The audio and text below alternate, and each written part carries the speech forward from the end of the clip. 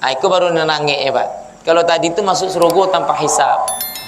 Yang kedua, ada yang masuk neraka tanpa hisab Pak. Itu yang ngeri Pak. Kata Nabi Muhammad, sittatun. Sittah itu 6 Pak. Wahid, senani, salasa, arba'ah, khamsah, sittah. 6. Sittatun. Ada 6 macam. Yadkhulunan nar yaumil qiyamah bighairi hisab. Ada 6 macam yadkhulunan nar. Allah akan masukkan orang itu ke dalam neraka yaumil qiyamah, nanti di hari kiamat, bighairi hisab. Ndak dihisab dek Tuhan boleh. Ndak dihitung-hitung kebaikannya boleh, ndak perlu boleh, tariknya langsung boleh. Siapa mereka? Yang pertama, al-umara'u bil jurri. Umara itu penguasa. Seorang penguasa bil jurri. Jurri itu kalau bahasa yang pasnya, kalau kata kita kininya, yang kejam Pak. Orang yang memacik jabatan, tapi selamanya memegang jabatan tu ndak ada laku masukkan suak kidah tu Pak. Apa pengananya itu nyobek Pak. Al-umara'u bil jurri. Seorang penguasa yang zalim, yang kejam Pak. Yang nak masuk saran Pak. Maka orang-orang seperti ini, orang telah banyak terzalimi, orang telah banyak teraniaya, orang telah banyak sayurinya, walaupun dia punya kebaikan, walaupun dia punya amal iko, banyak membantu iko, pencitraan, bantu anak yatim, bantu orang susah, buat rumah untuk miskin, ndak laku itu Pak. Besok di hari kiamat, yadkhulunan nar bighairi hisab. Allah akan masukkan dalam neraka tidak pakai hisab. Penguasa. Yang kedua, wal arabu bil asabiyah. Wal arabiyatu bil asabiyah, kata Nabi Muhammad. Dan seluruh orang-orang Arab ini fanatik atas kesukuannya. Tapi kita kan ndak orang Arab Ustaz. Berarti awak lapis. Nak betul masuk itu Pak. Tafsir hadis iko, dek Nabi tu mengecek sama orang Arab, tentu orang Arab keceknya. Nak mungkinnya sampai orang Minang loh. Nya pas mengecek tu nya sedang di Madinah. Wal arabiyyatu bil asabiyah. Kalian orang Arab fanatik kepada suku kalian. Maka Allah benci kepada orang yang fanatisme Pak. Itu kecek Nabi kepada orang Arab Pak. Maka kita, apa terjemahnya? Dilarang fanatisme suku Pak.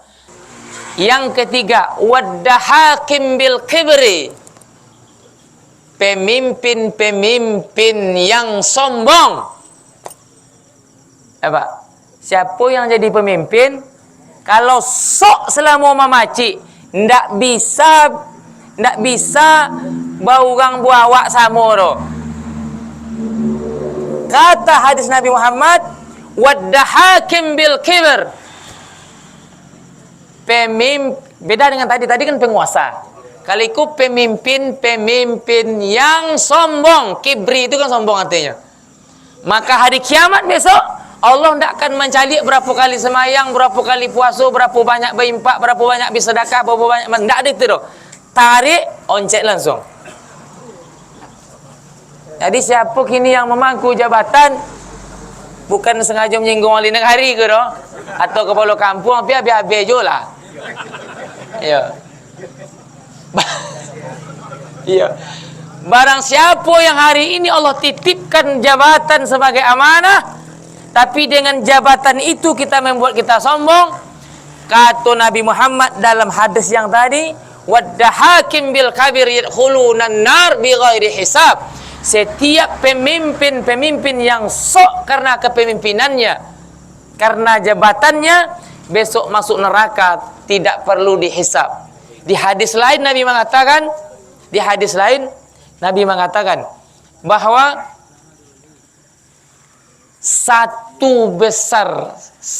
sebesar zarrah, misqala zarratin min kibri, la yadkhulunal jannah. Kata Nabi Muhammad, Pak. Hadis lain, Pak.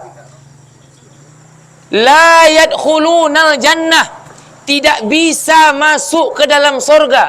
Man kana minkum, siapapun di antara kalian, misqala zarratin min kibri, di dalam dadanya ada sebesar zarrah sifat sombong.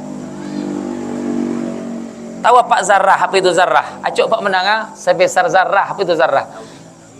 Oh, tidak, itu salah, Pak. Itu tafsir ustaz awak, Pak. Ustaz awak nak laku dah, Pak, termasuk kami. Kece ustaz awak, zarrah tu sebesar biji sawi. Bohong, Pak. Tak, itu zarrah dah, Pak. Dalam ilmu bahasa Arab, karena zarrah ku nak bahasa awak tu. Jadi dia nyo nak bahasa awak, jangan terjemahkan bahasa awak. Menurut versi Arab lo. Kalau zarrah sama nama dia, Pak. Apa betul kan tangan kakasih itu, ha? Calik yang lakik di tangan tu, aduh kilik-kilik putih, Mam. Alui yang lakik di tangan, yang nak ditinggal di bawah tu. Yang lakik di tangan kan alui itu yang zarrah, Pak. Apa maksud Allah? Apa maksud Nabi? Sagadang itu gadang yang lakik di tangan tu aluinya, itu pun dihitung besok. Itu yang zarrah, itu alif. Sebesar zarrah, makanya Al-Quran, فَمَنْ يَعْمَلْ مِثْقَالَ ذَرَّةٍ خَيْرًا يَرَهُ. Barang siapa yang mengerjakan kebaikan sebesar zarrah, maka Allah akan tunjukkan kepadanya besok kebaikan. وَمَنْ يَعْمَلْ مِثْقَالَ ذَرَّةٍ شَرًّا يَرَهُ. Siapa yang melakukan keburukan, akan Allah tunjukkan kepadanya walaupun sebesar zarrah. Sagadang kabut yang menempel di tangan ketika kita letakkan ke tanah, Pak, itu pun ditunjukkan kepada awak besok perbuatan awak tu, Pak. Apalagi 2 karung jariang, Pak. Tak litak muaben besok tu.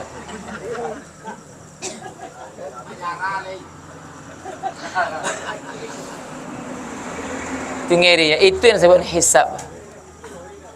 Jadi makna sombong yang disebut dalam hadis Nabi Muhammad, la yadkhulul jannah, tidak akan bisa kamu masuk dalam surga, man kana fi qalbihi, siapa yang ada dalam hatinya, misqala zarratin min kibri, ada sebesar zarrah rasa sombong. Apa sombong? Sahabat bertanya, ya Rasulullah, akhbirni anil kibir, kabarkan kepada kami apa itu sombong. Kata Nabi Muhammad apa? Menganggap remeh orang lain dan tidak menerima saran ketika disampaikan kebenaran. Itu, Pak. Makna sombong, kami ulangi, makna sombong, pertama menganggap remeh orang, yang kedua tidak menerima saran ketika disampaikan kebenaran. Dan mana sampaikan nemo itu, yo nya di nyoyo keceknya. Matilah besoknya lelo dan malaikat le. Ya le. Iyo. Nomor apa tadi teh? Nomor 3. Yang keempat, sebenarnya kami tengah Pak. Kami mentes konsentrasi Pak Suak Darah ya sebenarnya. Yang keempat, wattujaru bil kadzib. Orang yang dulu semasa hidup di dunia, aku kan cerita di padang masar ku, Pak. Langsung dia elok masuk neraka. Maka datang malaikat besok. Nyopreso satu orang tagak sinan tu. Wattujaru bil kadzib. Orang-orang yang dulu kiayonya berdagang tapi suku manipu pelanggan, Pak. Siapa nak kini posisi sebagai pedagang abe-abe lah. So sayo, so ado-ado, so nyo jinjang jalan tiang tu le. Tadi pemimpin kan Allah, Pak. Kini pedagang lah, Pak. Penguasa Allah, pemimpin Allah, kesukuan Allah, pedagang, Pak. Apa bunyinya kata Nabi Muhammad tadi? Wattuzjaru bil kadzib. Seorang pedagang yang berdusta kepada pelanggannya. Apa contoh, Pak? Kalau timbangan lain lo hadisnya. Tunggu lu. Cik-cik. Cik-cik kita aben lo. Kalau timbangan tu bunyi ayatnya. Wailul lil mutaffifin.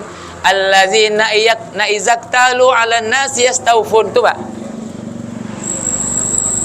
Celakalah setiap orang yang curang. Itu lah, itu ayat tu. Itu dalam timbangan. Keliko kau indak timbangan, indak mana bertimbang doh. Ado kita kaya yo Pak, beli baju. Wak tanya kayaknya, Pak, ku celana Lois ku berapa cik Pak? Nyo sabu iko arago 350. Contoh ko Pak. Awak tawa 300 dah dapat Pak. Modal je naju 325 cik Leo. Padahal nyo balik 250 ya. Seorang orang modal iko, dua modal iko, tiga modal iko, ampe modal iko. Sehari, seminggu, sebulan, bertahan modal itu Pak. Bacampur aduk kebohongan tiap hari Pak. 1 pelanggan, 2 pelanggan, 3 pelanggan Pak. Maka perangai seperti itu besok hari kiamat, nyu pilih dek malaikat sado-sado pedagang pencali nyu kumpul cik-cik Pak. Iya Pak, serius. Kasado pedagang pencali kata Rasulullah dipilih nyu kabin sekabek Pak. Berapa banyak sekali elo Pak? 40.000 orang sekali elo Pak. Ya tentu pelanggan lain itu mencari itu. Udah kok. Jadi sekabek besok Pak. Kalau yang pertama tadi khusus penguasa yang zalim, nyuk kabek lo sekabek Pak, nyelo lo. Pemimpin yang sombong tadi itu nyuk kabek lo sekabek nyelo lo. Aku kira pedagang-pedagang yang pencali Pak. Yang berbohong Pak. Bohong itu 2 macam Pak. Pertama bohong dari kata-kata seperti tadi, yang kedua bohong dari ukuran seperti yang disebut tadi itu. Ukuran itu bisa timbangan Pak, atau segala macam Pak. Pokoknya sifatnya ukuran Pak. Bisa baik, bisa panjang, bisa tinggi, yang penting ukuran.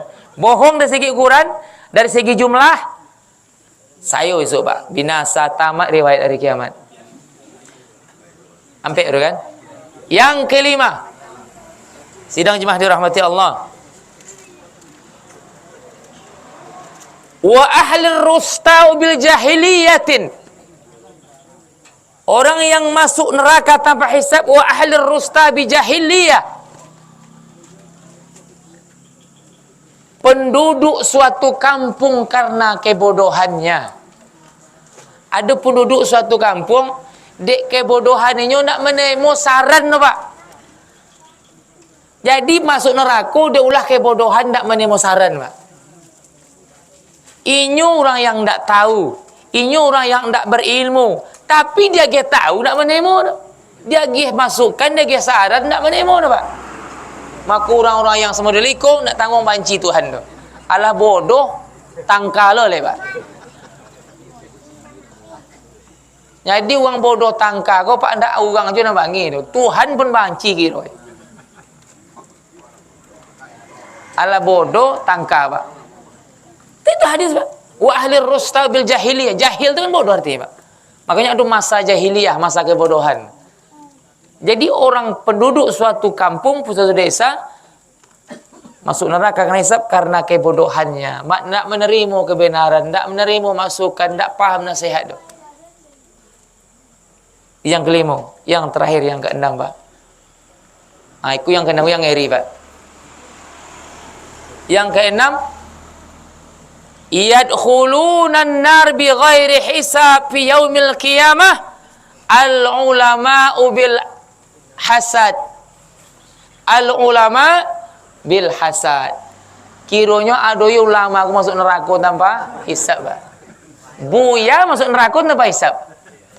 Yang dulu buya sekiamat dah. Kecek Nabi Muhammad, al ulama bil hasad. Masuk neraka tanpa hisab seorang ulama tapi hasad Pak. Hasad tu Pak, hasad. Iri Pak. Hasad itu iri Pak. Awak buya tapi sifat iri Pak. Ulama tapi hasad. Perhatikan apa gini, cari di media Pak. Cari ulama di kalau nak percaya apa yang pasal Nabi itu, kalau dulu mungkin nak percaya doh, tapi dia ada YouTube kini Pak, dia ada Facebook, cari Pak. Ustaz sama ustaz saling menghujat, Pak. Saling menjatuhkan, Pak. Saling meremehkan, saling menganggap bodoh, saling menganggap masuk neraka, Pak. Lah nyo ada ustaz kau ilah nyo petak-petak kan Pak. Aku neraka, aku surga je. Banyak gini ustaz, Pak. Pak buka YouTube itu, Pak. Ceramah. Aku ke neraka, aku surga nyo petak-petak kan, Pak. Jadi sidang mati Allah, Nabi lah pasankan itu 1400 tahun yang lalu. Akan ada bisa ulama yang punya sifat hasad. Popularitasnya dengan popularitas orang iri, Pak. Pas ada pengajian kami dia lego kan tak apa jana ustaz kan tak apa nama kan tak wirid. Kalau kecek kami itu ustaznya teh. Itu ustaz tu apa lah teh. Itu nak itu lain mah dah awak ambil ustaz itu lain teh. Kecek ustaz nak nikah. Hasad, Pak. Kalau itu tipe paknya lelo dek malaikat esok hari kiamat. Sidang jemaah dalam hati Allah, semoga hendaknya 6